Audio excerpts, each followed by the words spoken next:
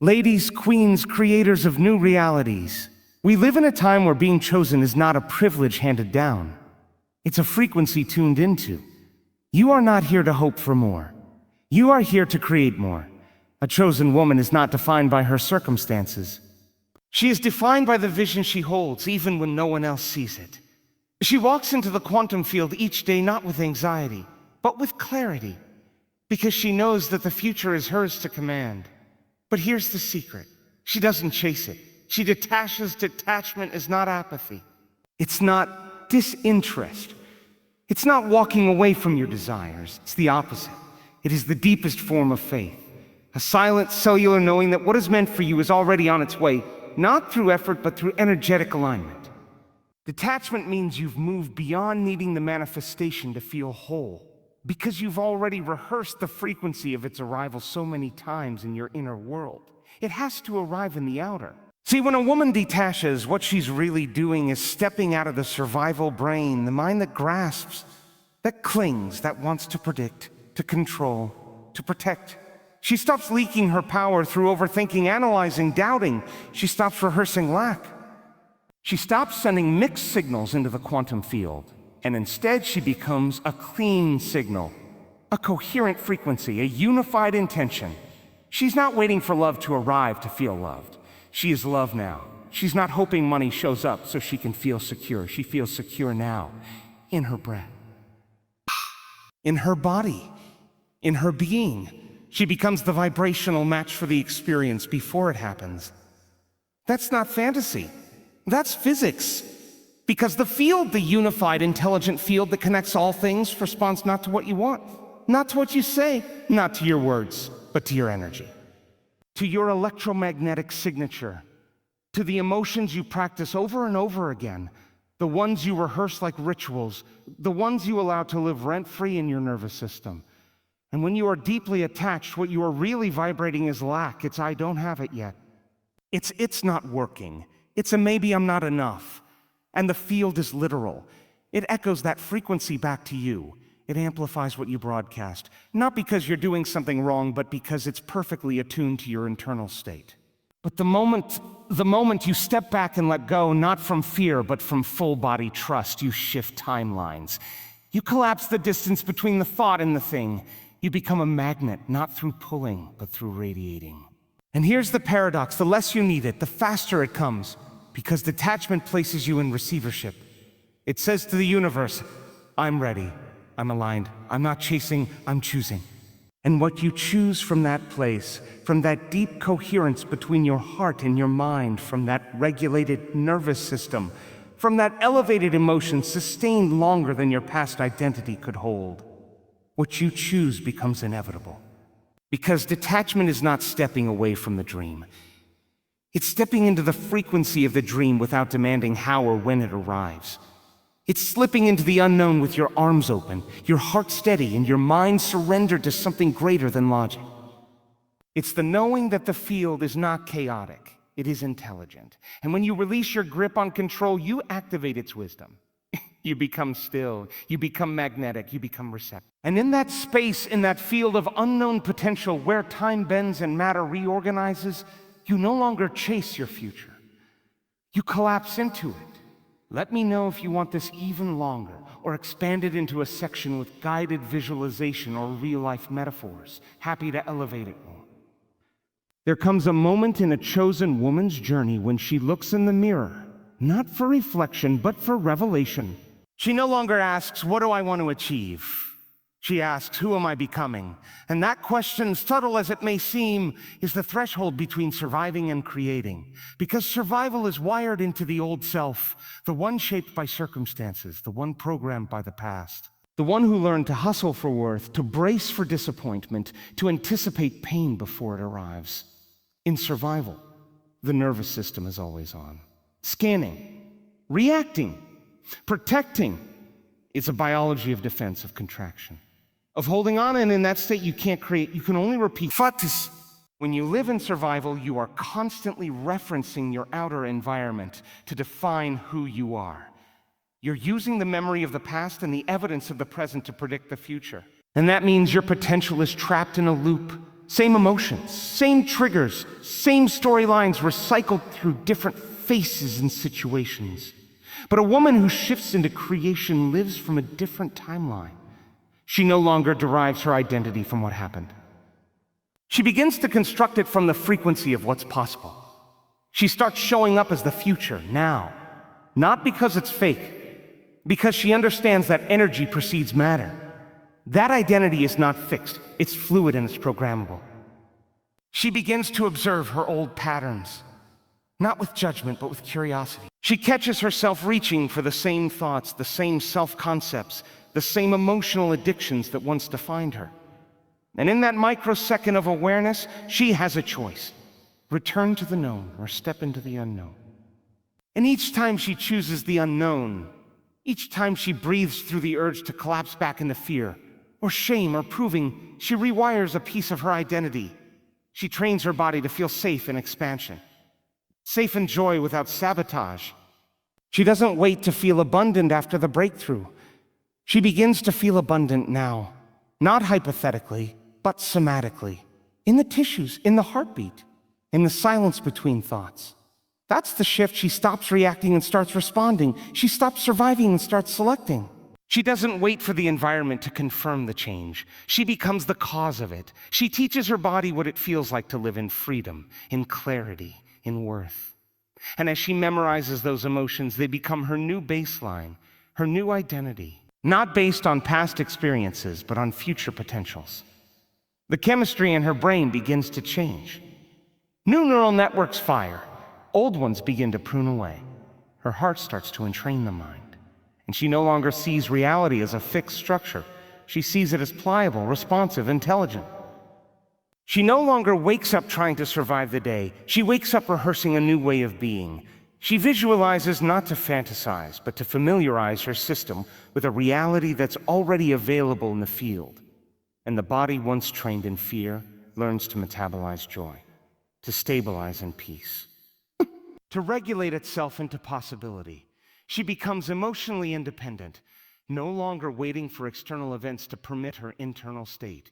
She unhooks from time. She steps out of linear cause and effect. And instead, she moves into a realm where cause is internal and effect is inevitable. Where she no longer tries to fix the past. She creates from a place beyond it. Where the old personality, the one built to survive, is no longer the driver. It's the observer.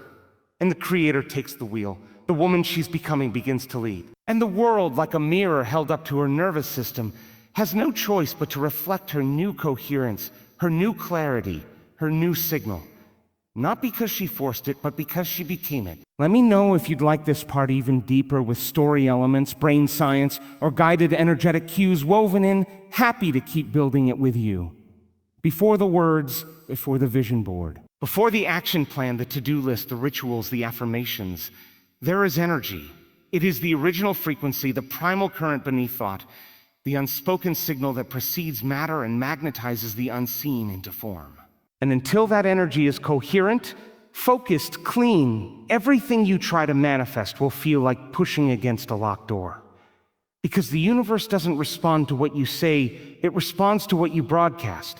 And what you broadcast isn't just your conscious thought, it's the totality of your being, your subconscious beliefs, your embodied emotions, your dominant vibration, and your internal dialogue when no one's watching. That's the signal, that's the frequency. That's the message you're transmitting, whether you're aware of it or not. And energy doesn't lie. You can smile on the surface and still be pulsing scarcity in your field. You can speak affirmations with your mouth while leaking fear through your nervous system. You can script your desires in a journal, but if the emotion underneath them is desperation or control, that's what the quantum picks up. That's what the field mirrors. Manifestation is not about convincing the universe, it's about aligning with it. It's about becoming the signal so clearly that your energy becomes unmistakable, undeniable, irresistible. Every thought you think emits an electrical charge. Every emotion you feel creates a magnetic field. Together they form your electromagnetic signature. And this is what you send into the unified field of infinite potential. Not just once. Not in the 5 minutes you meditate or visualize, but constantly, moment to moment, breath to breath. This is why the internal landscape matters more than the external checklist. Because energy moves first.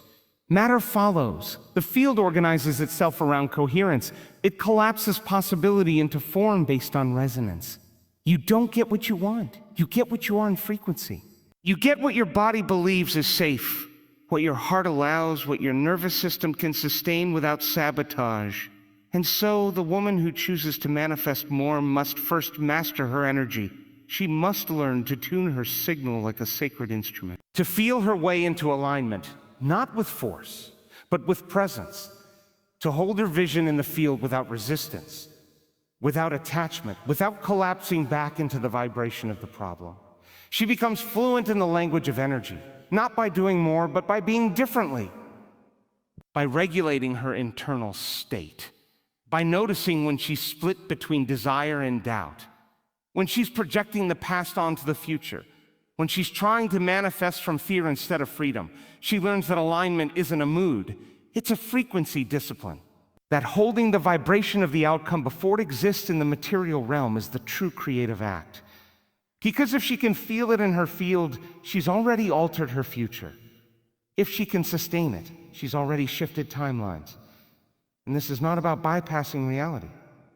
It's about generating a new one, because the external world is not the cause, it is the echo. And when a woman chooses to elevate her baseline, to live in gratitude before the evidence, to practice joy without the justification, to embody love without condition, she sends a signal so consistent, so clean, so magnetic, that the field has no choice but to respond.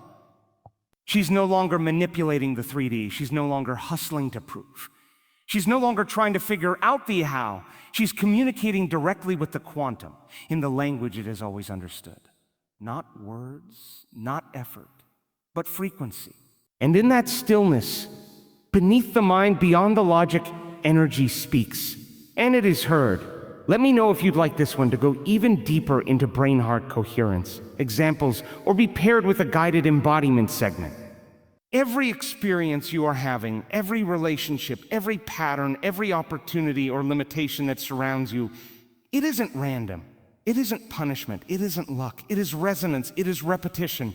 It is the echo of your brain's most rehearsed pathways projected outward and reflected back in form. Your neural signature is your personal electromagnetic fingerprint. It's the unique combination of thoughts you think most often, the emotions you habitually feel, the stories you silently carry, and the beliefs embedded so deeply you no longer question them, you simply live them. And every time you think a thought, it leaves a chemical trace in the brain. Every time you feel an emotion, it sends hormonal messages into the body. When those thoughts and emotions are repeated over time, they don't just visit your system, they become your system. They become hardwired, memorized, and coded. They turn into your baseline. And that baseline becomes your personality. And your personality creates your personal reality. So if your thoughts are anchored in fear, worry, lack, or unworthiness, your brain begins to shape itself around those emotional states. Neural networks strengthen, chemical patterns deepen. The body becomes conditioned to expect the past all over again, and you start to live inside a feedback loop where your biology predicts your destiny, not because you are broken, but because your brain and body are doing what they were designed to do, keep you safe through the familiar. This is how most people live, unconsciously recycling their past, biologically addicted to their story, unknowingly broadcasting their trauma as identity into the quantum field. But here's the key, the brain is neuroplastic, it is programmable. And the moment you decide to no longer think the same way, feel the same way, respond the same way, or believe the same limitations, you begin to disrupt the signal. You interrupt the pattern, you fracture the old identity. And when you do that with enough intensity and consistency, your neural signature changes. The body doesn't immediately trust this, it may resist. It may crave the old emotions like an addict craves a hit, not because they feel good, but because they feel known. That's where the work begins. That's where reconditioning the nervous system comes in. That's where you choose, moment by moment, to override the pull toward the predictable and instead create the unfamiliar future within your own biology. A chosen woman understands this. She cannot change her life without first changing her signature. So she becomes conscious of what she rehearses. She stops speaking her limitations like facts. She stops entertaining thoughts that reinforce who she no longer wants to be.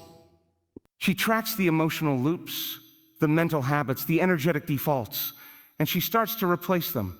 Not once, not occasionally, but relentlessly. She breathes differently, thinks differently, moves differently. Visualizes not as a form of escape, but as a neurological rehearsal for who she's becoming. She teaches her brain a new language of worth, expansion, and infinite possibility. And her brain, in turn, starts to filter her reality differently. The reticular activating system, a part of the brain that filters what's important, begins to show her opportunities that were always there, but previously invisible. The same world becomes a different experience, not because the world changed, but because she did. Because her internal chemistry no longer matched her past, it started matching her future. The intelligent, responsive field of potential can only reflect what it's given. When her neural signature says, "I am safe to be seen," the world reflects visibility. When her neural signature says, "I am worthy of ease," the world reorganizes to provide ease. When her neural signature pulses with clarity, coherence, and creation, her external circumstances follow suit, not from hustle, but from harmony. She's no longer reacting to reality. She's architecting it from within. Let me know if you'd like this section to go deeper into brainwave states, somatic imprinting, or be paired with a personal story-style framework for delivery. There's a version of you who already has it, already lives it. Already walks in the relationship, the abundance, the radiance, the impact, the peace. She is not separate from you. She is not far away. She is not fiction. She is now. She exists not in the future, but in the field. And the only thing that keeps you from meeting her, merging with her, becoming her, is the memory of being the old you. The self that delays, the self that doubts, the self addicted to timelines and conditions and needing proof before permission, but a chosen woman doesn't wait. She doesn't postpone embodiment until life gives her permission slips. She doesn't ask for her outer world to change before she adjusts her inner world. She flips the formula. She goes first. She becomes it first. To embody the future self now is not performance, it is permission. It is giving yourself full access to the frequency of your next level without having to earn it through exhaustion or pain. It's understanding that the quantum field is not chronological. It's not linear. It's not bound by your history. It responds not to time, but to identity. So she stops living from memory. She stops reenacting her past through her posture, her speech, her habits, her hesitation. She stops looping the same fears in different outfits. She wakes up and chooses, with her breath, her body, her being, to walk in the energy of the woman she's becoming. How would she breathe? How would she walk into a room? How would she respond to fear, not when she's healed it all, but now in the middle of the shift? What would she believe is possible? What would she stop apologizing for? Because it's not about waiting to feel confident before making the move. It's about moving as if the confidence is already living in your bones. It's not about waiting until money shows up before you feel secure. It's about activating the frequency of overflow internally until the field echoes it back. When you embody the future self now, you begin to rehearse new neural pathways. You fire and wire different thoughts. You condition your body to new emotions, ones that don't match your current environment, but match your desired environment. And your body, the subconscious mind in physical form, begins to believe that this new state is not fantasy. It's reality. It's here. It's normal. And once it's normal internally, the nervous system stops rejecting it. You stop sabotaging it. You stop questioning it. It becomes familiar, safe, sustainable. This is the quantum hack. You no longer wait to see the new reality. You become it until the outside has no choice but to recalibrate to the new signal. You regulate your energy around the vision, not the void. You commit to the internal shift even when the external hasn't caught up. Because it will. It always does. But only if you're consistent in who you're being. The field doesn't recognize begging energy. It doesn't understand doubt wrapped in forced action. It responds to congruence, alignment, embodiment. So when a woman fully chooses to step into her future self now, she's not just playing dress up with a new mindset. She's re-engineering her identity. She's closing the gap between who she's been and who she's here to be, not by fixing, but by feeling ahead. By acting in coherence with a version of herself who already knows, who already sees it, who already holds it, who already is it.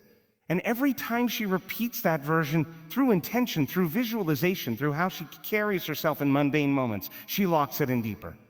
It becomes her new normal, her new truth, her new set point, until one day she wakes up and realizes the gap is gone, not because she crossed time, but because she collapsed it. Let me know if you'd like to pair this with a somatic practice script or identity mapping tool could deepen the embodiment experience even more.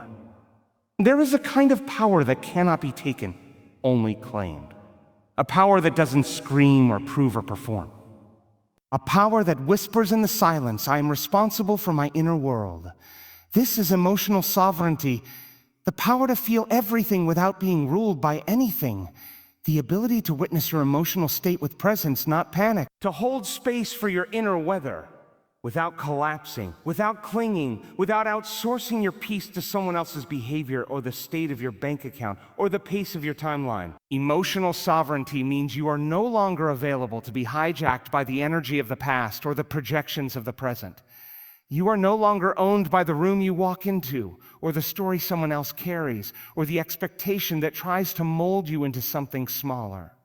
You own your signal. You manage your frequency. You master the energy you bring to the field. Because energy is not just about visualization or alignment in high moments. It is about what you hold when life gets real. When someone says something that triggers the old version of you. When the plan doesn't go as expected. When the thing you were praying for hasn't arrived yet. And in those moments, a woman anchored in emotional sovereignty does not betray herself. She doesn't abandon her truth to soothe someone else's comfort. She doesn't leak her power trying to regulate what is not hers. She breathes, she slows, she remembers. She reclaims her center, not by avoiding emotion, but by becoming intimate with it. She knows that every emotion is data, every trigger is a teacher. Every wave is a message from the body asking to be felt, not fixed. Sovereignty doesn't mean being unshakable. It means being unshakably aware. It means holding yourself in the fire of discomfort with tenderness instead of reactivity. It means pausing before spiraling, responding instead of reacting. Choosing presence over performance. And in doing so, you become energetically sovereign. You stop making your internal experience the responsibility of something external. You stop blaming your moods on others, your fear on circumstances, your joy on outcomes. You become emotionally independent, not closed off but clean, not cold but clear. This is the power that shifts timelines. This is the field of mastery where manifestation moves fast because the emotional field is stable and stability in the quantum accelerates coherence. Coherence invites intelligence. Intelligence responds to clarity. And clarity becomes a magnet for aligned outcomes. Emotional sovereignty means your nervous system no longer needs to brace for impact. It's not living in hypervigilance or waiting for the next disappointment. It's not walking on eggshells in relationships or avoiding bold moves out of fear of how others will respond. It is grounded, neutral, commanding and soft, rooted in a kind of emotional maturity that says, I feel and I choose. It is the difference between being at the mercy of your emotions and being in relationship with them. It is knowing how to regulate without repressing, to express without projecting, to grieve without becoming grief, to celebrate without attachment. Because the sovereign woman doesn't pretend to be above emotion. She simply refuses to be owned by it. She doesn't let temporary feelings dictate permanent choices. She doesn't negotiate her vision based on the emotional weather of a single hard day. She lets her emotions move, but she remains unmoved in her truth. She lets them pass through, but she doesn't let them build a home in distortion. She meets the low moments not as setbacks, but as portals, chances to deepen her capacity, her trust, her regulation, her groundedness. And from that state, regulated, rooted, self-led, she becomes magnetic. Not because she's chasing anything, but because she holds everything. She becomes the emotional container for the life she's calling in. She becomes the calm in the storm, the eye of her own transformation. She is no longer ruled by the outer world. She becomes the source.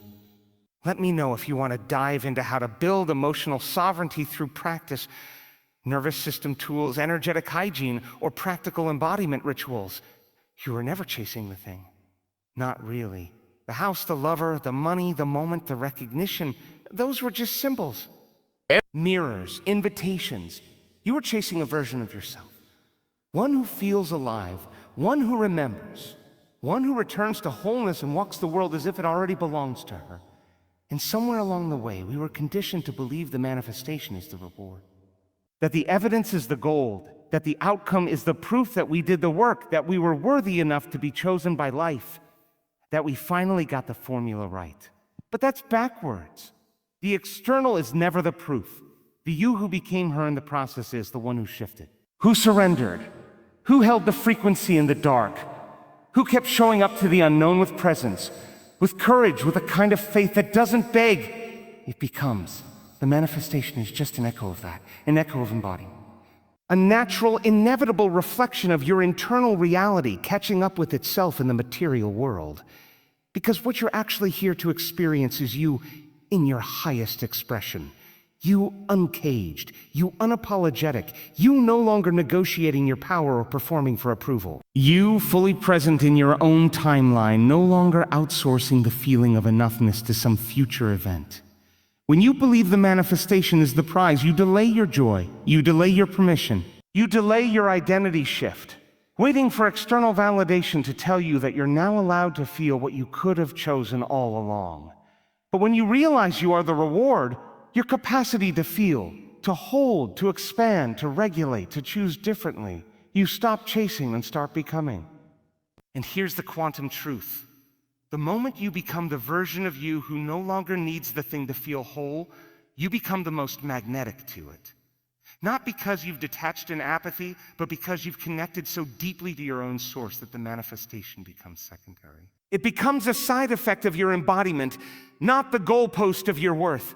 You start to realize that the real work wasn't just about attracting the thing. It was about clearing everything within you that couldn't hold it. Every pattern that said a not yet.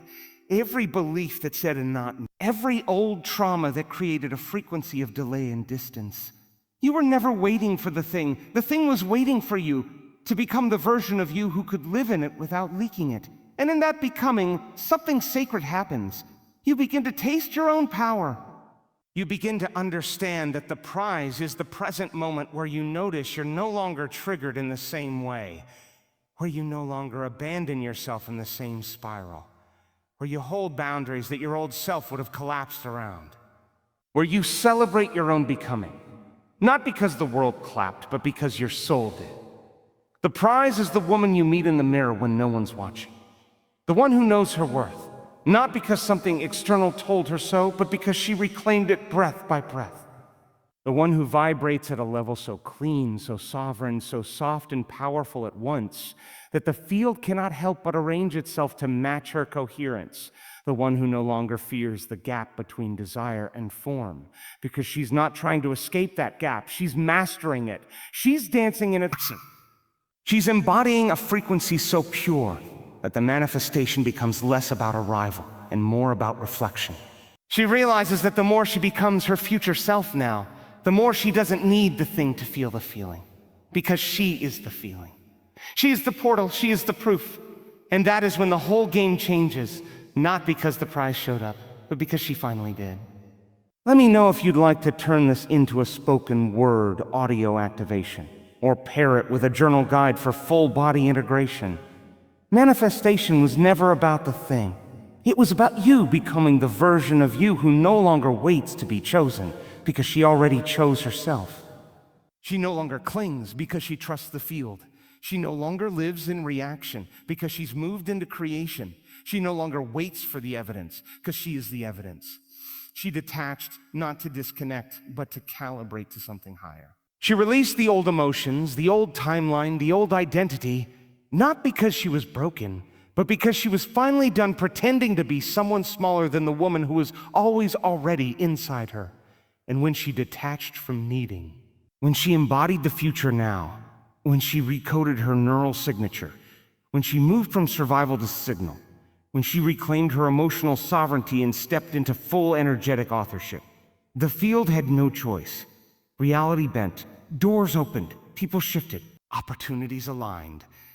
Not because she pushed, but because she remembered who she was. She wasn't chasing anymore. She wasn't proving anymore. She was simply being, and that was enough. That was always enough. Because in the quantum, the chosen woman doesn't manifest from lack. She manifests from embodiment. She manifests from truth. She manifests from her signal. She manifests more because she became more. And now she walks like she owns the timeline.